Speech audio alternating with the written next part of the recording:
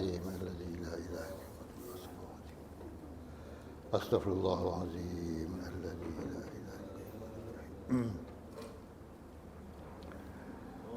إلى حضرة النبي صلى الله عليه وسلم وعلى آله وأصحابه الكرام شائر لله لهم الفاتحة. أعوذ بالله من الشيطان الرجيم. بسم الله الرحمن الرحيم. الحمد لله رب العالمين الرحمن الرحيم مالك يوم الدين. إياك نعبد وإياك نستعين. اهدنا الصراط المستقيم صراط الذين أنعمت عليهم غير المغضوب عليهم ولا الضالين آمين. Assalamualaikum warahmatullahi taala wabarakatuh. Alhamdulillah rabbil alamin wassalatu wassalamu ala asyrafil anbiya wal mursalin wa ala alihi wa ashabihi ajma'in. Amma ba'd. Yang saya hormati pengurusi surau Ihsaniyah, Tuan Jenderal Razak, Tuan Imam, Tuan Bilal, Tuan Siak, adik-adik jatuh kuasa surau, tuan-tuan dan puan-puan yang dirahmati Allah. Alhamdulillah, terlebih dahulu kita panjatkan kesyukuran kepada Allah Subhanahu wa taala di atas limpah kurnianya. Maka pada subuh ini kita sekali lagi bersama-sama salat subuh berjemaah, dan seterusnya kita menyambung lagi pengajian kita berkaitan dengan yang dibentangkan dalam kitab Kifayatul Muhtadi ini, dan tajuknya yang mula-mula sekali itu ialah berkaitan dengan ilmu tauhid. Tuan-tuan dan puan-puan, kita dah sampai kepada tajuk dan wajib kita i'tiqadkan siratul mustaqim. Wajib. Apa makna wajib kat sini? Wajib ada dua. Satu wajib di segi akal, yang kedua wajib di segi syarak. Ini wajib di segi syarak lah ni. Maknanya wajib ni hendaklah kita lakukan dan hendaklah kita yakin dan percaya bahawa adanya siratul mustaqim di akhirat besok. Kalau tak percaya, mesti kita terkeluar daripada akidah Islam. Kita tak percaya siratul mustaqim, itu keluar daripada akidah lah, tuan-tuan. Bahaya tu. Walaupun tak pernah lihat, tetapi kita dapat khabar daripada apa yang diberitahu oleh Rasulullah sallallahu alaihi wasallam. Dan wajib kita i'tiqadkan siratul mustaqim yang terpasang pada hari itu. Yang terpasang maknanya ya, sudah siap lah. Maknanya bukan bila dah adanya hari kiamat tu baru nak dibuat siratul mustaqim. Siratul mustaqim ni dah ada. Apa dia siratul mustaqim? Iaitu titian yang dipasangkan di atas neraka. Titian. Besar mana titian tu? Ni manusia yang nak lalu ni berjuta-juta, bukan berjuta, milion-bilion. Sebab orang dulu tak ada perkataan baru lah. Mungkin ada, tinggal lagi ambil yang asal dia. Sirat. Titian. Kali ini kita boleh tukar kan? Jambatan ke apa lagi?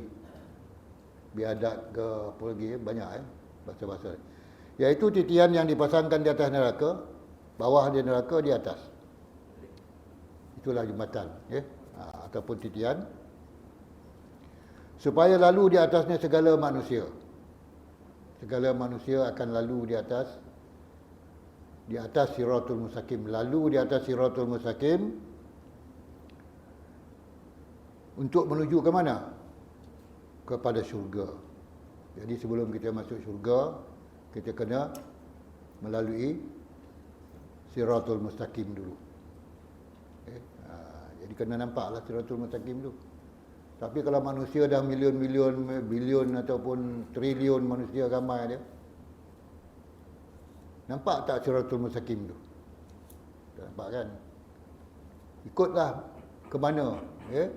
Nampak, tapi ikut ke mana yang ditujukan oleh mereka-mereka yang bawa kita lah, daripada kalangan para nabi, aulia dan sebagainya.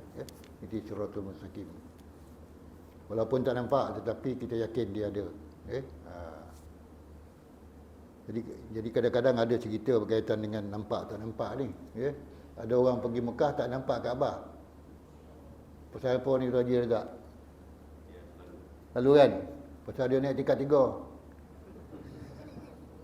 Jadi pada tingkat 3 tu tak nampak. Dia ingat Kaabah tu depan mata dia. Rupanya Kaabah dah bawah. Menangis dia kat situ tuan-tuan. Ya. Inilah balasan Allah sebab tak nampak Kaabah. Ya. Takutnya manusia ni, ya. Bila sesuatu tu tak nampak, yang dia yakin dia boleh nampak tapi tak nampak, ini dia kata Allah dah balas dah ni. Apalah yang saya buat dulu masa di Malaysia dulu, ya.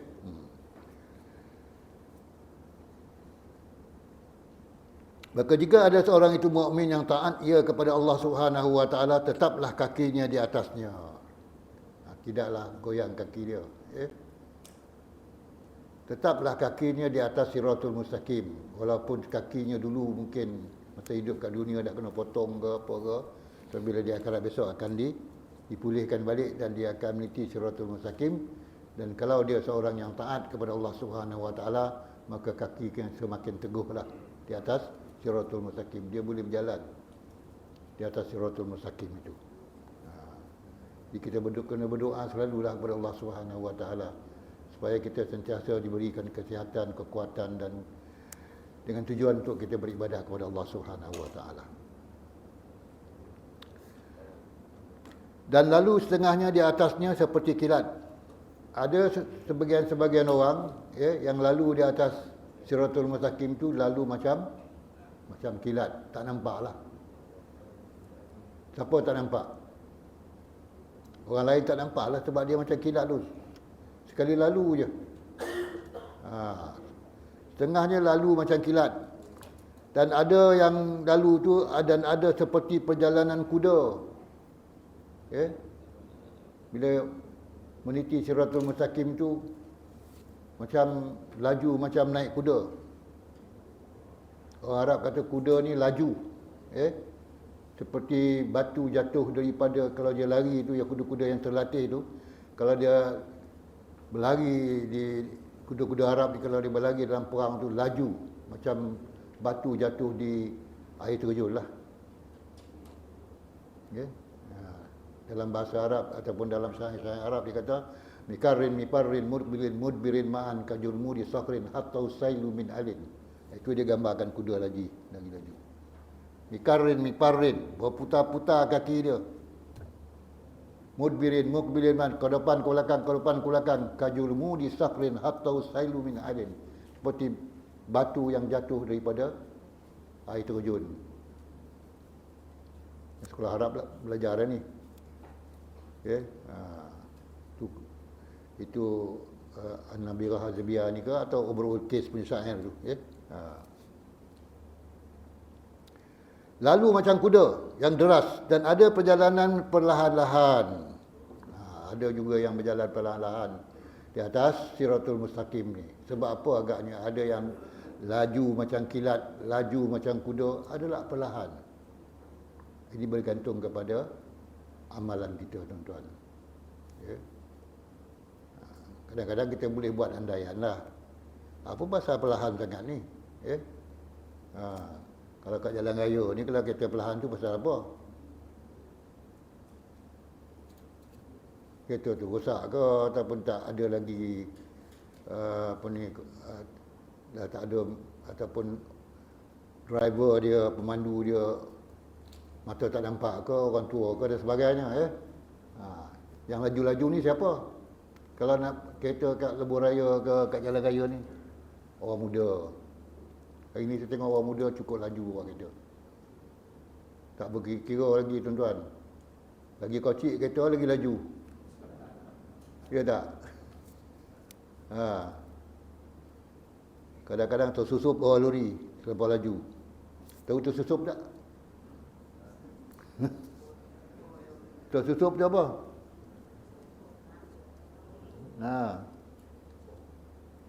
Carilah sendiri.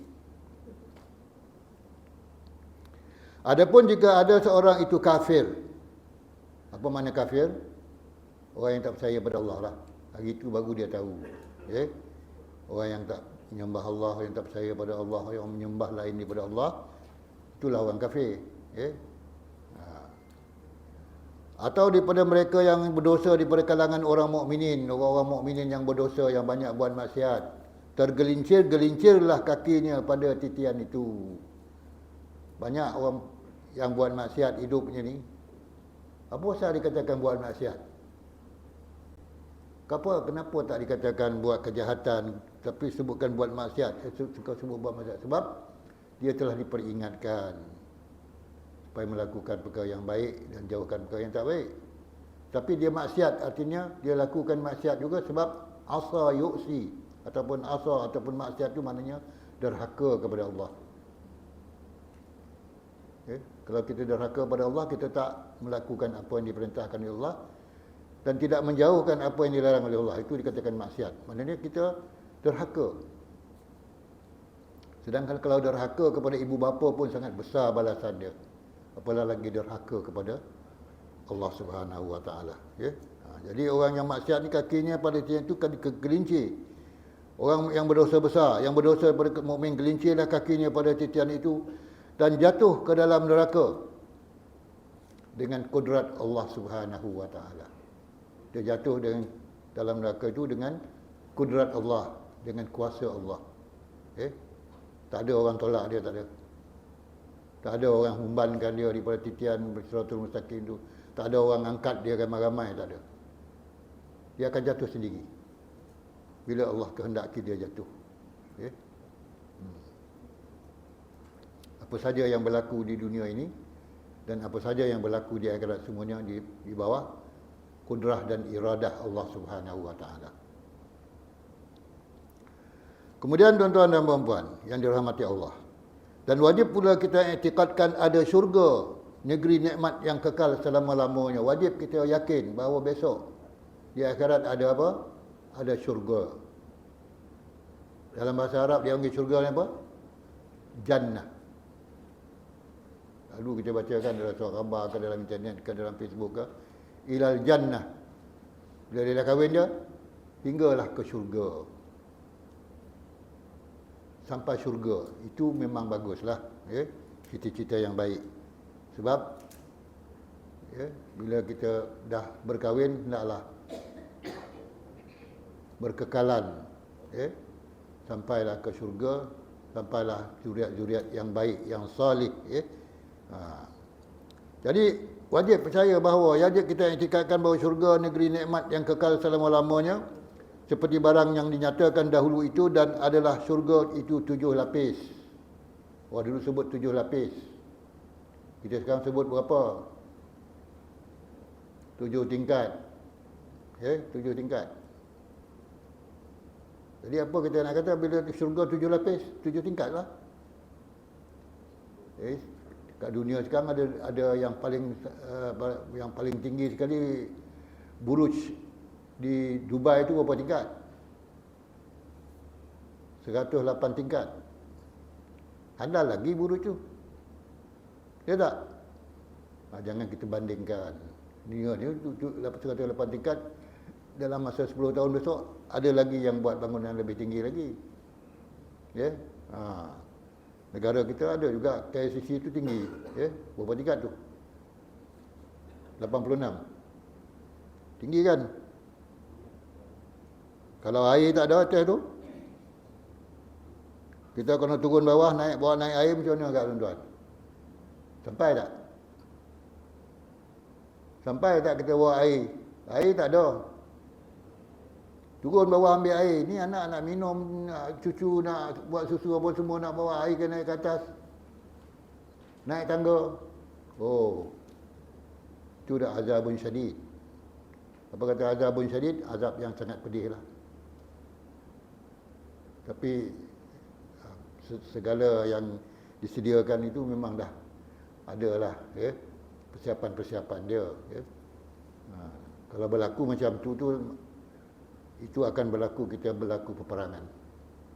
Kalau berlaku peperangan, tak ada lagi bantuan-bantuan lain, tak ada lagi pasukan keselamatan, tak ada lagi pasukan-pasukan yang akan mengurus semua kemudahan orang ramai. Kemungkinan bila tak ada air, kita kena turun ke bawah dan naik ke atas. Turun ke bawah hidup, naik ke atas tak hidup lagi. Dan adalah syurga itu 7 lapis yang berhampiran dan yang terlebih, dan yang berhampiran. 7 lapis berhampiran, 7 tingkat, dekat-dekat. Tapi dia adalah satu negeri. Walaupun kita kata 7 lapis, tapi setiap lapis itu satu negeri ataupun satu negara. Besarnya syurga tu. Sebab itu dalam Quran Allah sebut wa jannatin arduhas samawati wal ard. Syurga yang luasnya seumpama langit dan bumi ni, satu syurga. Kalau 7 lapis syurga, berapa langit dan bumi, tuan-tuan? Berapa luasnya? Begitulah luasnya syurga. InsyaAllah kita akan masuk ke syurga. Tapi kena masuk syurga kat dunia dululah. Masuk syurga bukan masuk syurga betul-betul. Itu sebab selalu kita jumpa, marilah kita ke mana? Ke taman syurga. Mana taman syurga? Taman syurga di mana? Surau, masjid, kerja pengajian. Itulah taman dia. Taman bunga lain. Marilah kita ke taman bunga. Masa saya muda-muda dulu, kalau orang nak berjalan makan angin, taman bunga mana? Masa duduk Kuala Lumpur. Taman bunga Kuala Lumpur lah. Itulah tempat yang paling rehat lah. Orang nak berehat, pergilah sana. Taman bunga. Tempat lain ada, tapi taman bunga itulah yang bagi siapa yang minat lah, tuan-tuan. Dan syurga itu 7 lapis yang berhampiran, dan yang terlebih afdalnya ialah Jannatul Firdaus. Syurga yang paling afdal sekali. Namanya syurga apa? Jannah Al-Firdaus. Syurga Firdaus. Mintalah selalu. Doalah selalu. Allahumma ajirna minan nar wa adkhilna Jannatal Firdaus. Tambah lagi. Ya Allah, ya Tuhanku, jauhkanlah kami daripada api neraka, wa adkhilna Jannata Firdaus. Minta Firdaus dulu. Tak dapat baru yang lain. Yang pertama, Jannatul Firdaus di bawah Aras. Aras ni singgah sana yang paling tinggi sekali lah di langit yang atas, pada langit yang ke-7 lagi lah. Innallah istawa ala innallah, sebenarnya Allah istawa alal arsh. Ada ulama tafsir mengatakan istawa tu bersemayam di atas aras. Tapi salah, tuan-tuan. Kalau kita beriktikad bahawa Allah tu ada tempat semayam dia, ada singgasananya, ada tempat duduknya, itu salah dari segi iktikad. Kita tak boleh samakan Allah dengan makhluknya, iaitu duduk. Ada rumah, ada istana, ada singgasana, di atas aras. Aras tempat yang paling tinggi sekali lah. Jannatul Firdaus di bawah aras terpancar. Terpancar ke terpancur? Terpancur daripadanya segala mata air syurga. Daripada aras itulah keluar mata air syurga. Sebab itu, tuan-tuan dan puan, bila kita pergi Mekah, kita minum air Zam-Zam. Dikatakan air Zam-Zam itu daripada syurga. Dapatlah kita rasa air syurga dah kat dunia ni. Sebelum kita nak merasa air syurga di akhirat besok yang terpancur daripada aras. Tapi kat dunia ni Tuhan dah bagi sikit lah. Tak kering-kering. Tapi sekarang boleh buat balik tak? Boleh jual tak? Tak boleh. Kalau ada orang jual, itu palsu lah tu. Dia ambil secawan air Zam-Zam tu, dicampurnya sebotol air lain. Itu dikata ni air Zam-Zam. Sebenarnya tak benar, tak boleh. Tuhan bagi itu ada kadar dia. Kalau Tuhan tak bagi lagi tu, janganlah ambil air Zam-Zam tu. Minum adalah baiklah untuk kesihatan dan kadang-kadang menjadi ubat kepada kita. Terpancur daripadanya segala mata air syurga, dan yang mengiringi akan dia. Dan mengiringi akan dia maksudnya yang selepas daripada Jannatul Firdaus. Syurga apa pula nama dia? Selepas dia, nombor 2 ialah syurga yang dinamakan mengiringi akan dia pada kelebihan dia. Nombor 2 namanya syurga itu Jannatul Adnan. Syurga Adan. Syurga Adnan. Kemudian Jannatul Khuldi. Syurga Khuld.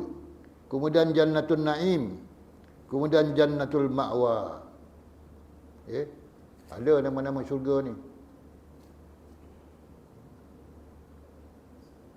Boleh tak kita buat nama-nama bilik, nama-nama syurga ni tuan-tuan? Boleh. Untuk jadi apa? Untuk jadi apa, inspirasi pada kita lah. Jannatul syurga, dalam rumah ni ada jannah, ada 5 jannah ni dia. Selalu jannatul syurga ada 7 lapis kan, sebutkan sini jannatul firdaus, jannatul adnan, jannatul khuldi, 3 dah. Jannatul naim, kemudian jannatul ma'wa, darussalam. Dan setengah daripada rupa syurga itu ialah buminya daripada perak. Buminya bukan pasir macam kita ni.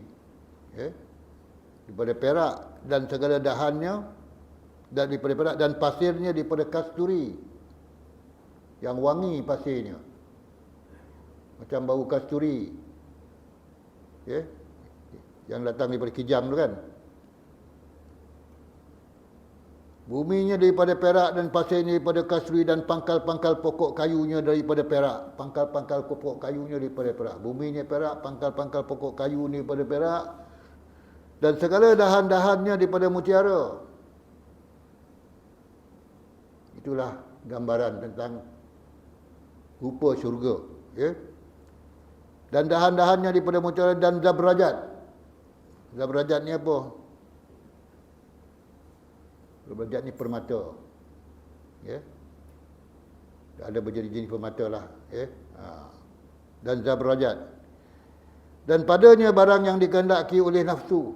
Dalam syurga ni, semua perkara yang dulu yang kita inginkan semasa kita hidup kat dunia ni, ikut nafsu keinginan kita, semua ada dalam syurga. Yang kita tak dapat masa kat dunia dulu, tak dapat minum arak, kat dalam syurga minumlah arak, banyak anak pun. Kalau kita tak pernah rasa arak kat dunia ni, di syurga besok boleh kata kita dapat minum arak. Tapi orang yang duduk hidup minum arak di dunia ni, kalau dia masuk neraka dia tak dapat. Tak ada lagi arak dah. Dan buah-buah kat neraka tu lah buah-buah yang pahit-pahit, buah zakum, berduri-duri. Tapi kat syurga ada. Apa yang dikehendaki oleh nafsu masa kita hidup kat dunia ada dalam syurga. Dan barang yang sedap mata memandang, semua ada dalam syurga. Habis dah tuan. Tak ada lagi darah tinggi. Tak ada lagi sakit jantung. Dalam syurga ada tak orang sakit jantung? Tak ada. Tak ada lagi kencing manis. Tak ada lagi gaut. Go out pun tak ada lagi. Dalam syurga semua penyakit dah tak ada dah.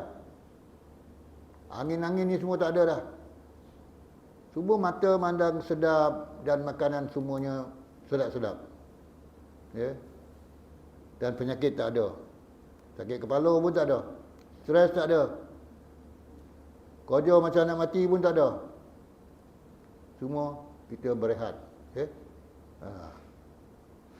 Dalam Quran Allah sebut orang yang dalam syurga ni muttaqiina 'alal araiki. Muttaqiina, mereka bersemayam di atas apa? Tu perempuan apa, pengantin tu apa? Pelamin-pelamin. Muttaqiina 'alal araiki. Duduk atas pelamin dia. Semua hidup kita berapa kali kita duduk atas pelamin? Tuan-tuan. Tapi kat syurga saya duduk atas pelamin dia lagi. Masa hidup sekali je lah. Itu pun kalau ada pelamin. Kita agak nak duduk atas pelamin, nak masuk syurga. Besok duduk atas pelamin. Dan wajib kita iktikad pula akan ada neraka, negeri azab selama-lamanya. Neraka ni negeri yang azab. Negeri. Bukan daerah. Bukan kampung. Negeri ni boleh diistilahkan luas ataupun kecil dan sebagainya. Negara pun boleh kata negeri. Macam kita sebut Kementerian Luar Negara ke Kementerian Luar Negeri. Kementerian kita yang ada berkaitan dengan negara-negara, kita tak panggil Kementerian Luar Negara, Kementerian Luar Negeri. Mana dihantar duta-duta kita tu. Kena daftar dulu Kementerian Luar Negeri, baru dihantar ke negara-negara lain. Itu Kementerian Luar Negeri. Ya. Wajib kita percaya akan ada neraka, negeri azab selama-lamanya. Tak ada kesenangan dalam neraka. Semuanya kesusahan ataupun kesulitan dan yang sangat menderitalah setelah hidup di dunia dengan penuh nikmat, lupa tentang kewajipan yang telah ditentukan oleh Allah Subhanahu wa taala. Okay. Apa kewajipan kita kepada Allah Subhanahu wa taala? Wa ma khalaqtul jinna wal ins illa liya'budun, dan aku tak jadikan manusia dan jin melainkan untuk beribadah kepada aku. Ibadah ada berapa? Ibadah khusus, ibadah umum. Selepas masuk ibadah khusus, kita pergi pada ibadah umum. Sebab ibadah umum, kita pergi pada ibadah khusus. Lepas sembahyang, fa iza qudiyatis shalah fantashiru fil ardi wabtagu min fadlillah wazkurullaha katsiran la'allakum tuflihun. Fa iza qudiyatis shalah, bila dah selesai sembahyang, fantashiru fil ard, pergilah ke mana-mana di dunia ini. Wabtagu min fadlillah, carilah rezeki Allah. Tetapi jangan lupa, fazkurullaha katsiran la'allakum tuflihun, maka hendaklah kamu ingat pada Allah supaya kamu beroleh kejayaan. Masa kita cari rezeki Allah tu, kita ingat Allah. Iaitu, jangan buat kerja yang haram, lakukanlah kerja yang halal.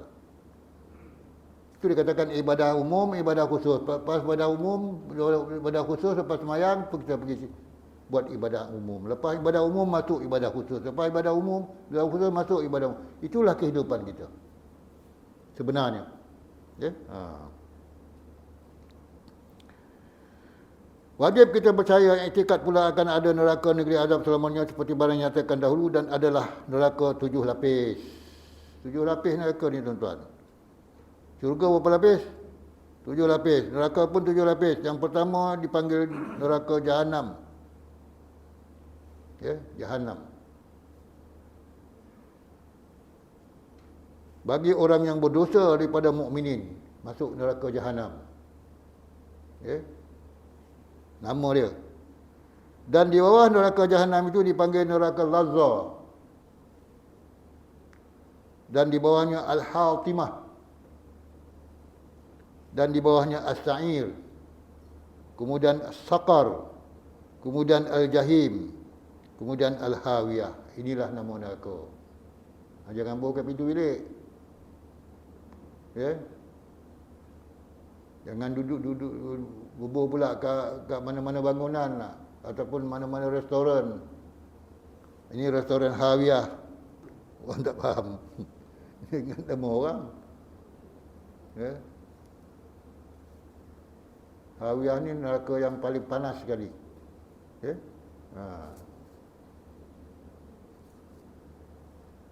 Kadang-kadang kita buh nama benda-benda tu kadang mengelirukan orang, tuan-tuan. Sebenarnya bila saya sekali terkeliru, ada jual cendol bakar. Mana nak cari cendol bakar ni? Orang lain semua cendol sejuk, air batu, semua kali cendol bakar. Rupanya nama tuan dia Abu Bakar.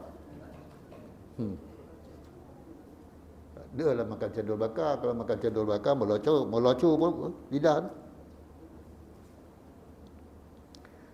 Dan adalah pintu tiap-tiap satu daripadanya di dalam, yang dahulu yang di dalam pintu neraka ni dalam. Ya. Bukan kat luar, kat dalam. Yang dahulu daripadanya. Ya. Dahulu daripada neraka tu ada pintunya di dalam. Maknanya depan neraka tu. Belah dalam lah pintu dia. Ya. Dan adalah setengah daripada rupa-rupa neraka itu buminya daripada timah hitam. Dan atapnya daripada tembaga. Ada jumpa tak rumah macam tu? Tak ada kan? Bumi daripada timah hitam dan atapnya daripada tembaga, dan segala dinding-dindingnya belerang. Ular pun tak masuk kalau belerang ni. Dan panasnya hawa yang menghangus.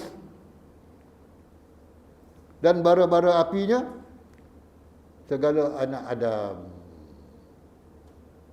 Yang jadi api, yang dibakar, yang jadi bara, macam kita buat masak sate kalau semua bara tu daripada kayu api yang hitam tu kan. Tapi di neraka besok semua anak Adam, semua manusia, semua makhluk akan jadi bara api. Selain daripada itu, dan jin pun jadi bara api. Dan segala batu-batu berhala, semua batu-batu berhala yang berjuta-juta berhala yang telah dibuat oleh manusia ni, pada zaman Nabi Adam dulu sampailah pada zaman sekarang ni, semua batu-batu itu akan dihimpunkan dan dijadikan api, jadikan bara api, iaitu batu-batu berhala yang disembahkan dia oleh musyrikun pada dunia ni, semua akan dibawa ke neraka dan dijadikan batu api. Itu gambaran neraka. Tadi gambaran syurga, ini gambaran neraka.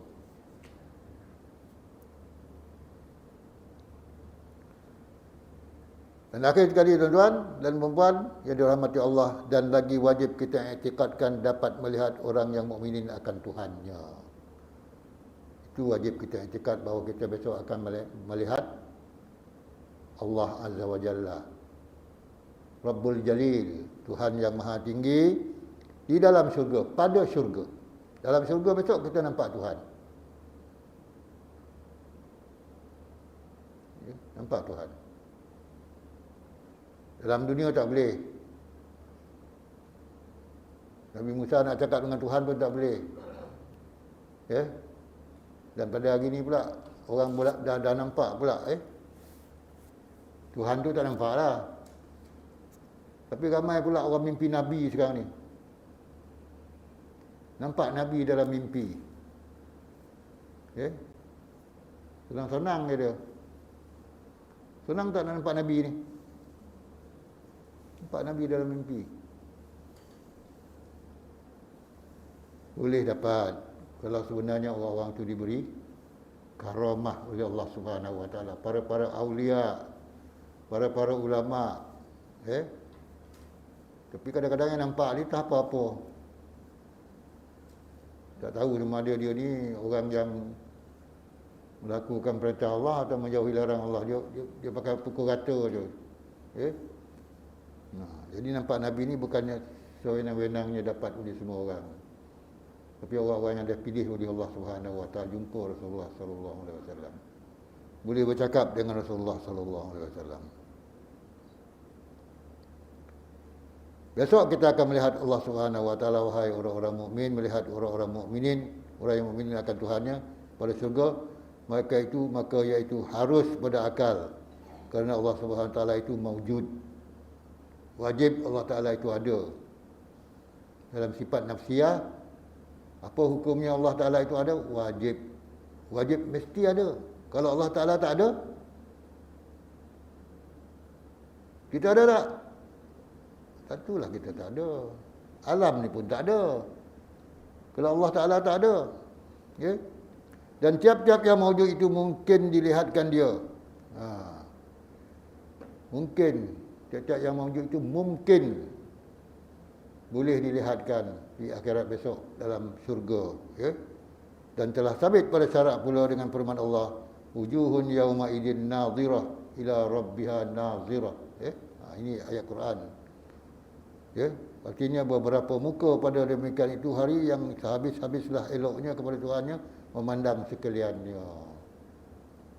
Wujuhun, beberapa muka yaumaidin hari itu nazirah. Kemudian nazirah sehabis-habis eloknya. Paling cantik, paling indah muka pada hari itu ialah bila mereka nampak apa?